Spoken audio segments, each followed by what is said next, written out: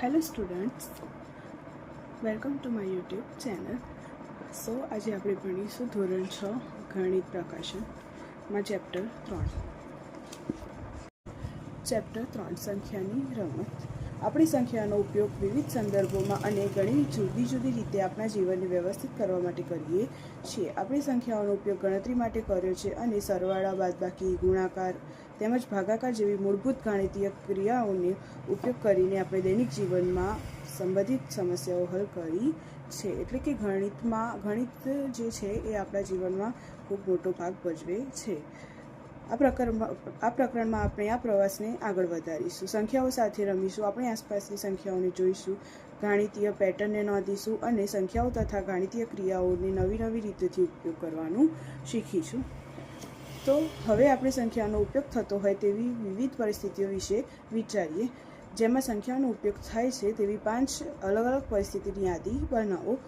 હવે જેમાં સંખ્યાઓનો ઉપયોગ થાય તેવી 5 અલગ અલગ યાદી બનાવવા માટે સૌથી પહેલાં કોઈ પણ ગણતરી કરવા માટે સંખ્યાનો ઉપયોગ થાય છે. એ પછી આવે છે માપન માટે પણ ગણતરીનો ઉપયોગ થાય છે. ભાવ કરાવવા માટે પણ ગણતરીનો ઉપયોગ થાય છે. હવે જ્યારે તમે એક્ઝામ આપો છો કે કોઈ પણ જાતનો સ્પોર્ટમાં ભાગ લો છો તો તમને એમાં રેન્ક મળે છે.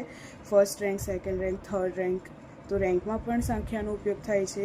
તે જ રીતે લેબલમાં પણ સંખ્યાનો ઉપયોગ થાય છે. હવે આગળ સંખ્યાઓ આપણને ઘણી બધી વાતો કહી શકે છે. Numbers can tail us things. હવે અહીંયા આ સંખ્યામાં આપણને શું કહી રહી છે? અહીં બાળકોના ચિત્રો આપેલા છે, તેમના માથા ઉપર 0, 1 અને 2 એ રીતે અલગ અલગ નંબર્સ લખેલા છે. આ નંબર શું કહેવા માંગે છે? શું તમે વિચારી શકો છો? અહીં જુઓ, અહીં 1, 0, 2, 0, 1, 2, 1, 0. અહીં કોઈ સંખ્યાની પેટર્ન આપેલી છે, પણ શું તે પેટર્ન શેની છે તેના વિશે તમે વિચારી શકો છો?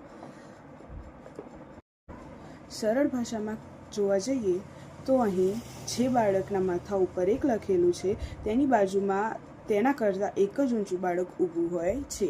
ઉદાહરણ તરીકે આ બાળક 1 બોલે છે, આ બાળક એની બાજુમાં જે છે એ એના કરતાં ઊંચું છે, તેથી તે 1 બોલે છે. ફરીથી અહીં જે બાળક છે એની ગમે તે એક બાળક ઊંચું હોવું જોઈએ તો જ તે 1 બોલશે. તો આ સાઈડ તો નથી, પરંતુ આ બાજુ ગમે તે એક બાળક એના કરતાં હાઇટમાં મોટું છે, તેથી તે 1 બોલે છે. તેવી જ રીતે અહીં પણ આ બાળકની બાજુમાં ઊભેલ તેમના કરતાં વધુ ઊંચાઈ ધરાવે છે, તેથી તે 1 બોલે છે. તે જ પ્રમાણે જે બાળકની બાજુમાં તેના કરતાં ઊંચા બાળકો ઊભા હોય બંને બાજુ, તો તે 2 બોલે છે. કે જે બાળકની બંને બાજુ તેના કરતાં ઊંચા બાળકો ઊભા હોય તે 2 બોલશે. અહીં જોતા ખબર પડી જાય છે કે આ બાળકીની બંને બાજુ તેના કરતાં ઊંચા બાળકો ઊભા હોવાથી તે 2 બોલે છે. તેવી જ રીતે અહીં પણ આ બાળકીની બંને બાજુ તેના કરતાં ઊંચા 2 બાળકો હોવાથી તે 2 બોલે છે. અને હવે વાત રહી 0ની. તો 0 તે બાળક બોલે છે જેની કોઈ પણ બાજુ તેના કરતાં કોઈ પણ બાળક ઊંચું ઊભેલું નથી. એટલે કે એક આ બાળક, એક આ બાળક અને એક આ બાળક, આ ત્રણેયની કોઈ પણ બાજુ તો પોતાની હાઇટ કરતાં વધુ હાઇટ ધરાવતું એક પણ બાળક ઊભેલ નથી, તેથી તે 0 બોલે છે. તો શું બાળકો તમને સમજણ પડી? અહીં જુઓ, આ સંખ્યા શું રજૂ કરે છે તે તમે વિચારીને શોધ્યું? તો હા, આપણે વિચાર્યું અને શોધી પણ દીધું. જો બાળકની બાજુમાં તેના કરતાં એક જ ઊંચું બાળક ઊભું હોય તે બાળક 1 બોલે છે, જેના ઉદાહરણ છે આ અને આ. તે જ રીતે જે બાળકની બાજુમાં ઊભેલા બંને બાળકો તેના કરતાં ઊંચા હોય તો તે બાળક 2 બોલે છે. તેનું ઉદાહરણ છે આ બાળક અને આ બાળક. જો બાળકની બાજુમાં ઊભેલા બંનેમાંથી એક પણ બાળક તેના કરતાં ઊંચા ન હોય તો તે બાળક 0 બોલે છે, યાની કે 0 બોલે છે. એટલે કે દરેક વ્યક્તિ પોતાની આસપાસ ઊભેલા પોતાનાથી વધુ ઊંચા પડોશીની સંખ્યા બોલે છે. તો thank you so much. Please share, subscribe and like for more videos.